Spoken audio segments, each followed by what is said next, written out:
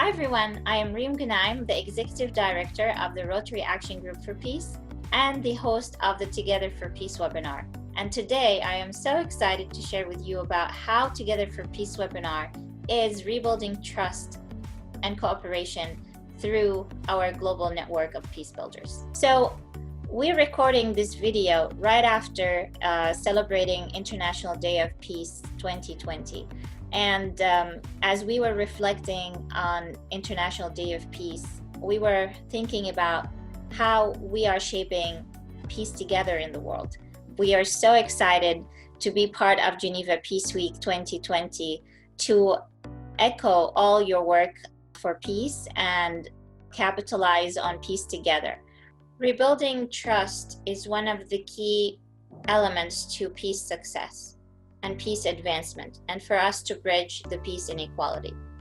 And rebuilding trust requires difficult conversation, requires heart-to-heart conversations, and requires inspiration. And Together for Peace is a platform that offers all that and much more. It is important to highlight that these conversations has impact in the world, and our metrics shows just that. We've had 26 episodes where we featured 26 guests and had wonderful conversations that led to over 100 calls to action worldwide. We've had over 30,000 views during our first 6 months only, 25,000 plus minutes viewed on social media and Facebook, viewership from 45 plus nations. And we've had guests from over 8 nations serving projects in over 30 countries. The Together for Peace offers a platform where we can campaign to peaceful solutions for the various issues that are caused by peace inequality. We are so proud and so honored by our partners and our friends who has been part of our show and instrumental in pushing these campaigns that are important to bridging the peace inequality gap. Our eyes are on the future.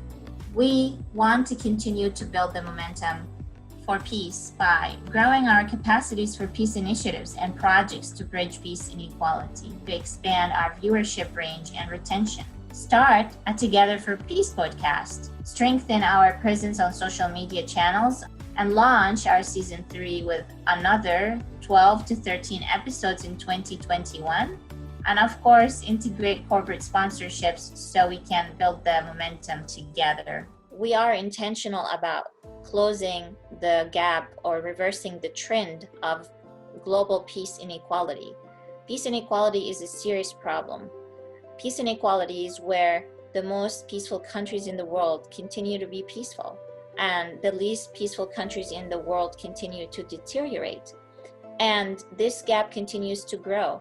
And we are intentional about reversing this trend by bringing speakers who are world leaders, who are doing the work on the ground, who are working with the most vulnerable in our world, and bringing resources and bringing people together and connect them with a wider network.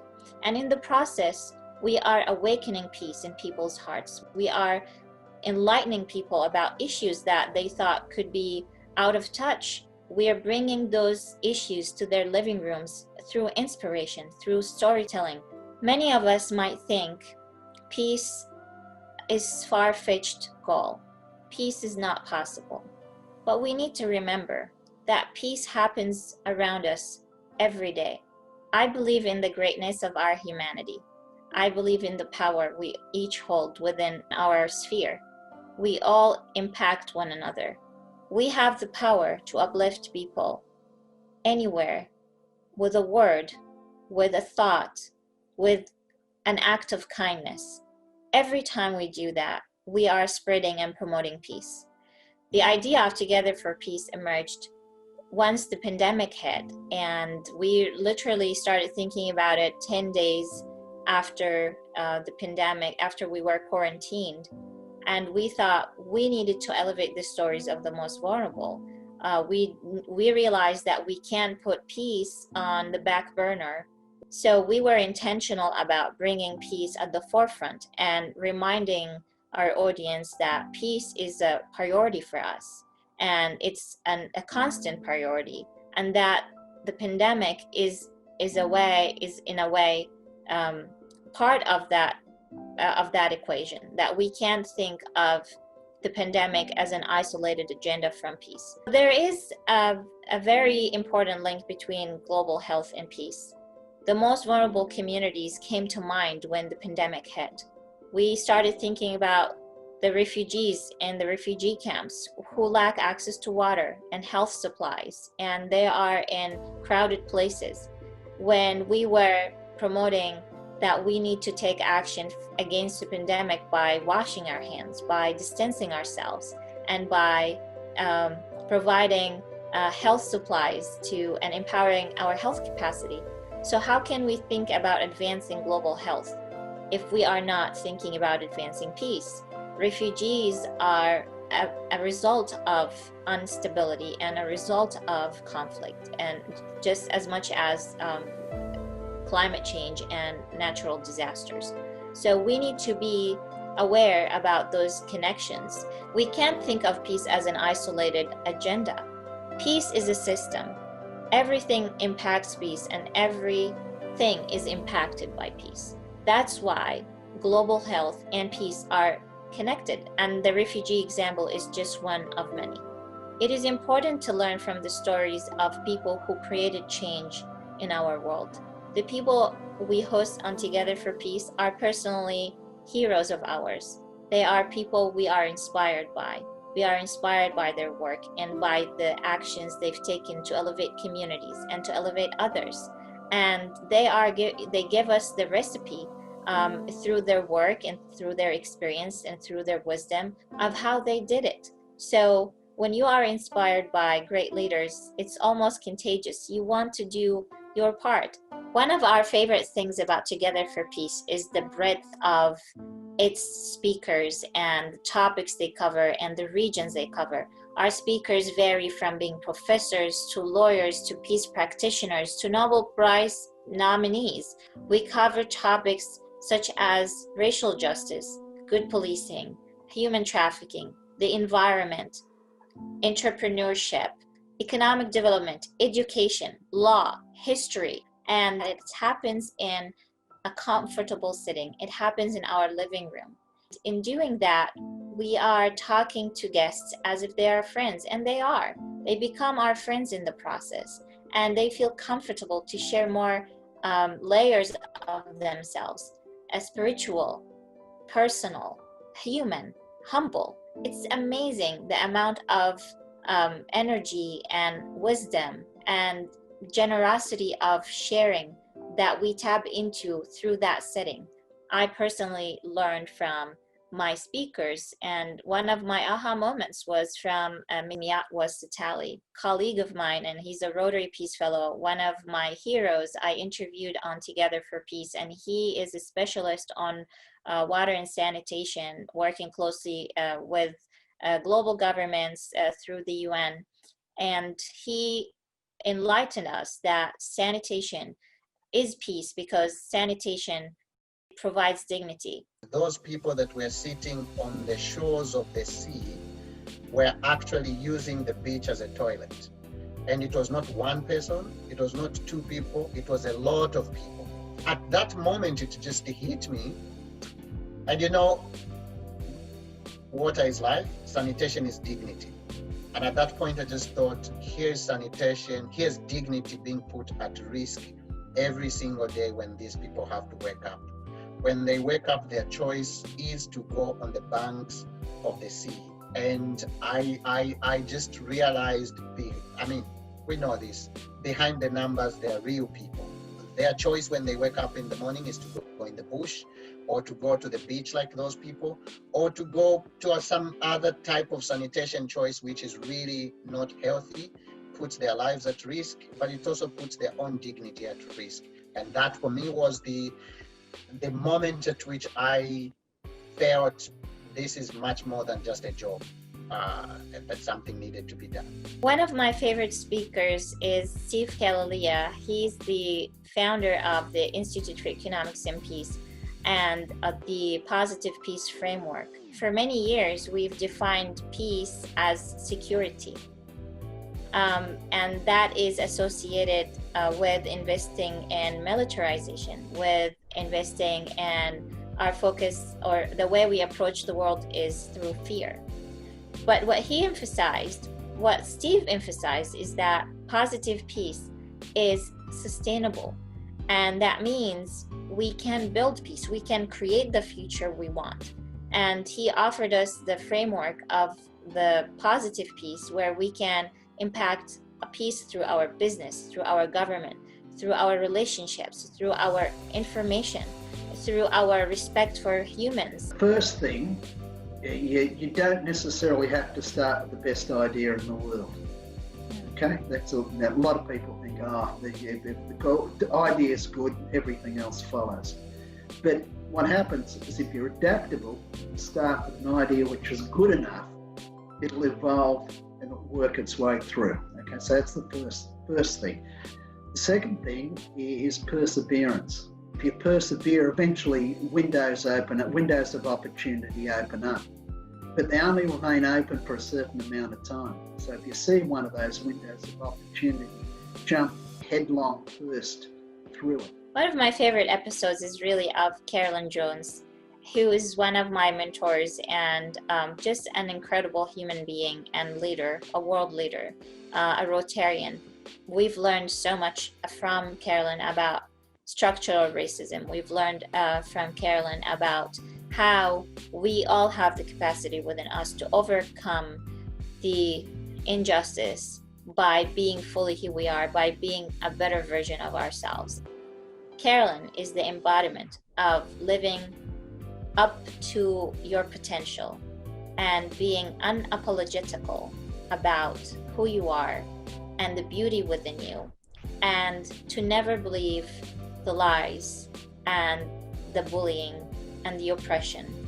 Believe in your power to bring peace to your life, and in doing so, you can bring peace to others. Martin Luther King was killed, and so one day I didn't go to work and I sat home and watched his funeral on TV, and it was really very moving. It was emotional, and sitting there watching it, I thought of something that he had once said: if you don't have anything worth dying for, you don't have anything worth living for. And at that moment, it hit me that I didn't have anything worth dying for. And I had an emotional reaction. Suddenly, I felt this heavy weight on my chest. I describe it as a Mack truck sitting on my chest. And it was so heavy, I could barely breathe. And I carried that around for 2 or 3 days. And then I thought, I'm going to be a legal services attorney. And the Mack truck went away. So I got a job with the Legal Aid Society of Alameda County in Oakland, and I was a poverty lawyer. What I like to say is, if it is to be, it is up to me. One of my favorite speakers also is Stella Alworthy, who was nominated for the Nobel Peace Prize 3 times. What Stella showed in her book, The Business Plan for Peace, is that it takes only $2 billion to mobilize people and empower them to lead peace in their communities around the world. Stella Alworthy recently published her book, Almighty Heart, that teaches us that peace starts from our heart and that we need to do the hard work within.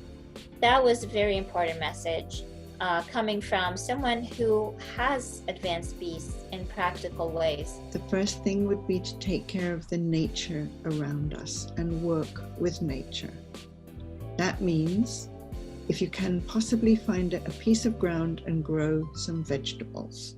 I would start there because I think self-sufficiency is going to be very important, and growing our own vegetables makes us that much healthier and stronger. Then it's the kind of linking up and building community where you live, saying hello to people, collecting people, particularly during the COVID crisis, helping out. This neighborliness that has sprung up is so precious and so important. And then making sure that our schools educate children for caring, not just for passing exams. Educate children for justice and caring and compassion. Another example I can share with you is Marsha Hunt. Marsha is an Emmy Award winner, and she leaves the comfort of her house in Los Angeles, and she goes to Uganda at least twice a year to help the orphans and build schools and health center and help elevate their education and health and economy. And they are her family, and she brings that story to our global family, and we feel like we are united. Now the Ugandan children are our family. We all want to help them because we know their stories, we know their names, we know where they came from and their amazing potential and what they've done to their communities.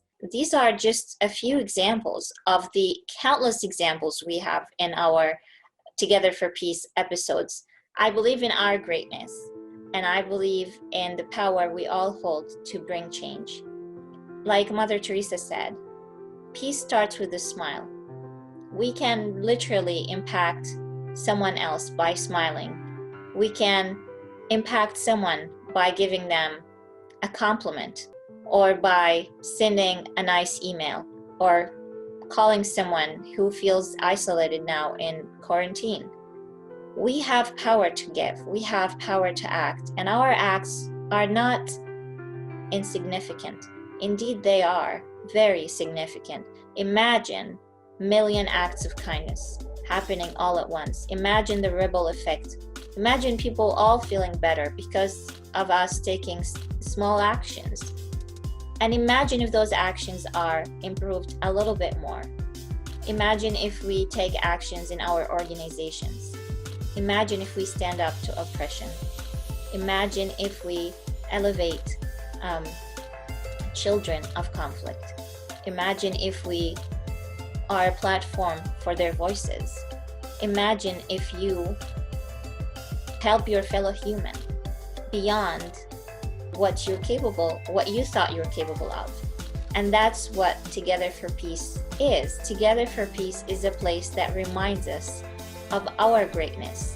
I would like to take the opportunity to invite you all to join our Together for Peace webinar series. Stay tuned for season 3 by following our website and Facebook, Rotary Action Group for Peace, and you can find us on Together for Peace Eventbrite.